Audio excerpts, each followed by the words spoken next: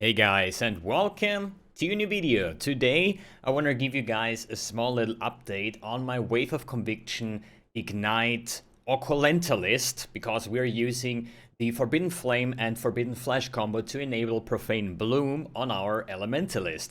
And yeah, I'm pretty much done with the character. As weird as it sounds, and it's currently weird to just watch me playing here like 2 MBXs, right? I mean, 2 is better than 1, right? So I just want to give you guys a small little update here on what I've achieved on it, as well as what are the further upgrades on it, how I felt about the build, as well as why I'm not really enjoying it the way I was hoping to enjoy it, okay? Good.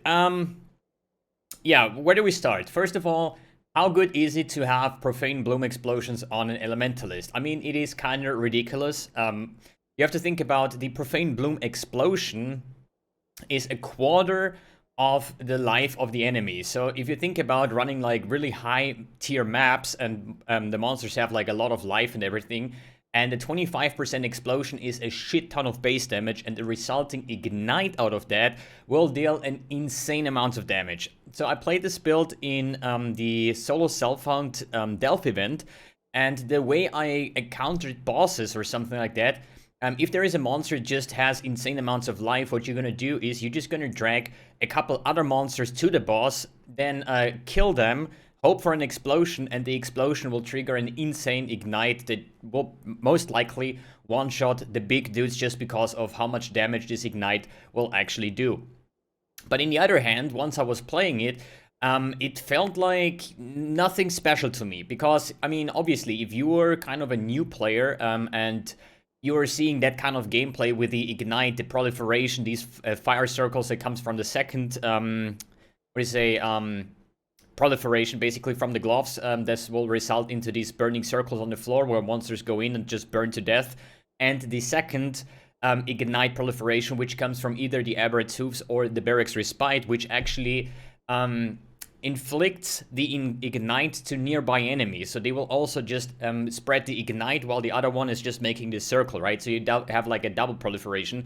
And the one from the gloves, basically, or Fan the Flames, Cluster Jewel Stone, is pretty good, because you might say like, yeah, there's just a flame circle on the corpse, like what is there so good, right? But if you think about beyond, if you kill like, I don't know, a pack with like 50 monsters at once, and there is so many flame circles around, or strong boxes, whatever monsters are going to spawn there will just get pretty much annihilated from these burning grounds. So it really, really feels good. So this next map showcase is a tier 16, 80% Delirious T16 4 Void Stones barrel chamber. So you're gonna see how that looks like. It's pretty much in the high end. But in the other hand, is it worth spending like 40 exalts? I think this is roundabout where the profane jewels go. Like, I think the blue one is like 10 exalts and the red one is like 25 or 30 exalts. Is it worth to invest 40 exalts for profane bloom? I would say, if it's in the super end game version, okay, if you really have like top-notch gear and you want to get this extra little juice out of it, yes, I think this is definitely a nice way to get like a lot more out of your character, especially if you want to run like this one here, 100% Delirious or something like that. But on a lower side of budget, why don't just equip Obliteration Wand? So let me quickly pause this one here and let me pull up the Obliteration Wands, which is basically a 1 chaos item. If even at 1 chaos, I think it's probably lower, right? We gain physical as extra chaos damage, which is good because Wave of Conviction is a physical spell, so we're gonna have this like 50% extra chaos damage. And monsters also have a chance to explode, dealing a quarter of the life as chaos damage, similar to the Profane Bloom, right? Just Profane Bloom is 40%. You could dual wield obliterations, but I really fell in love with the Aegis Aurora build, with the armor stacking and the tankiness that you get out of it, because this character is a mega tank, okay? It's really good. But if you say like, yo, I want to try out this kind of things, just get an Obliteration Wand, get the extra explosions, and save your 40x and invest it to somewhere else. Good. What is the next thing to talk about the build? So I did pick I went with the Viridis Veil in the end and got 2 blue magic rings. So that Viridis Veil is like, I think like from the tanking perspective, an insane helmet. If you have a magic ring equipped, the monster damage is unlucky. That basically means the monster hits you, but the damage gets calculated twice. And whatever, like, let's say it deals like, one time it deals 3,000 damage, one time it deals 5,000 damage, then you will get hit for 3,000 damage. It will always roll the damage twice, and you're gonna take the lower amount of damage. So this is like pretty insane amount of damage reduction if you ask me. If you have then a blue ring equipped in your right finger slot or left, don't get me wrong, but one of each, right? It will say on the helm anyways. If you have it, I think, on the left finger, you're hexproof. That means you're immune to all kind of like curses what the maps can have, vulnerability, frostbite, ally weakness, whatever. Really, really strong. And if you have it on the right finger, you are basically, you don't take any extra damage from critical strikes, means you're critical strike immune.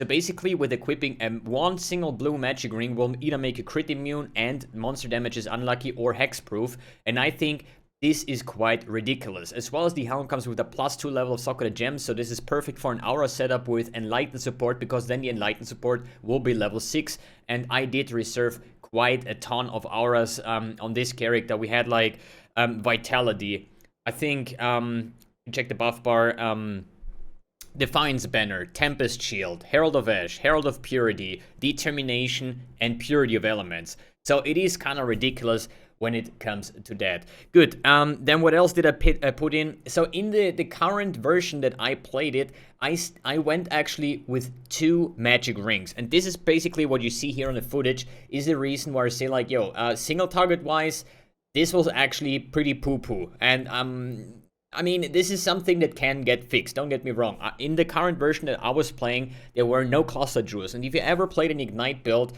you know how impactful cluster jewels are for the damage output. There was also no Watcher's Eye used or anything like that. This was pure like a mapping, feels good, delving kind of approach on this build.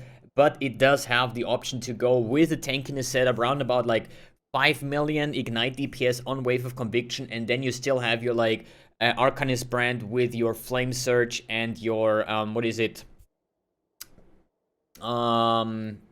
Purifying Flame, with the alternate quality that the monster takes more damage. So I would say, realistically, without too insane amounts of gear, you should probably reach a comfortable like 7-8 million Ignite DPS, which should be fine for doing all the content. Obviously, it's an Ignite build. It's not gonna be comparable to any like I don't know, Lightning Strike, Berserk that has like, or can reach like 100 million DPS, so you're never gonna one-shot bosses like that, but it's just an overall really feels good build that has a shit ton of tankiness attached, and I really, really like the amount of tankiness that you can literally just stand in everything and you're not worrying about too much, because ailment immunity comes from the Purity of Elements. We run like, I think like 30,000 armor with our Determination and the Defiance Banner combination.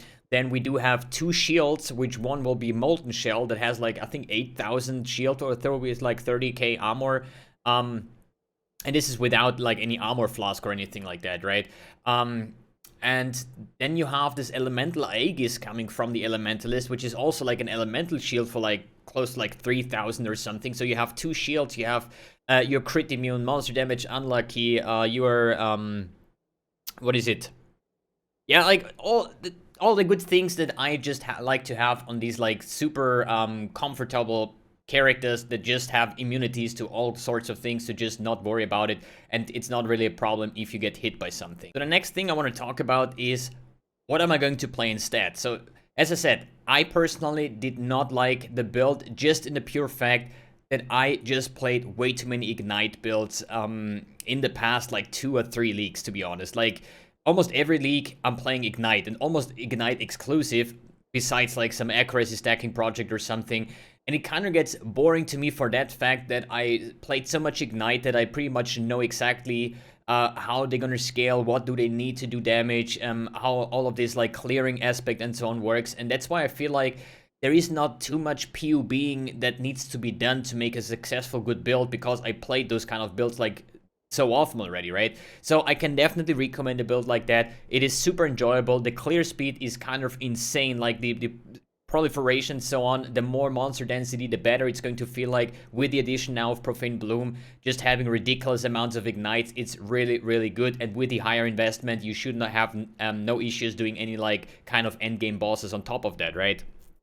But for me, as I said, I'm not feeling this excitement to try out and sit there for like hours of doing POB work to just trying to fix my build to make it like better and better and better, because I think with the amount of Ignite builds that I already played, and like last league, my last build of the league was my Mageblood Righteous Fire Explosion Ignite, which is pretty much the same, just it was using Righteous Fire instead of a Wave of Conviction, and it kind of loses the magic a little bit, right? So if you never touched an Ignite build before, I can definitely highly recommend trying out one of those. It is so enjoyable, especially the more monsters, the better this thing will feel like. And I played it also in the Delph League, in the solo self and Delph League, and it was really, really enjoyable. Just like the more monsters, the better it feels like, right? But in the other hand, what is my next plan? What do I try to do?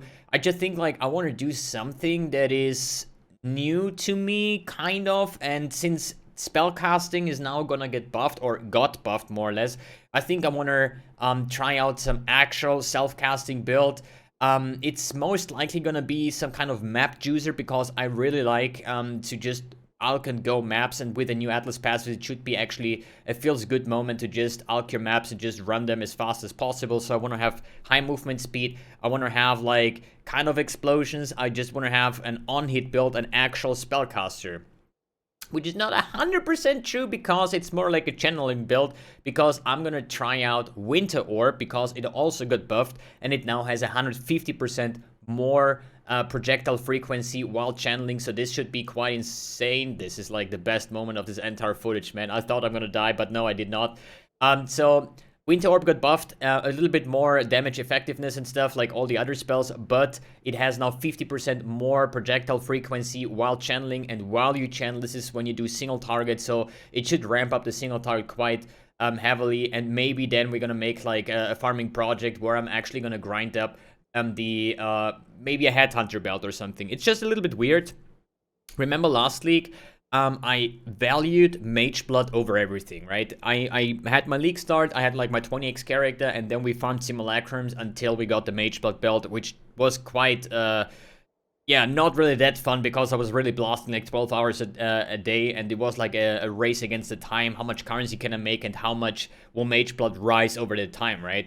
And this league, I think, is definitely a Headhunter league, because of the amount of monsters and influences that we have now in the Atlas, with all these farming strategies. And I think I'm gonna farm up a Headhunter before trying anything about Mageblood. I had Mageblood last league, it's the best belt ever. I would definitely recommend, if you ever get your hands on one, to use one. I will probably get one myself, but it just has a lower priority for me, both Headhunter and Mageblood. So I just want to try to make a build that works on its own without using any like fancy mechanics or something like that. Alright, boys and girls, thanks for tuning in, thanks for watching, and see you next video.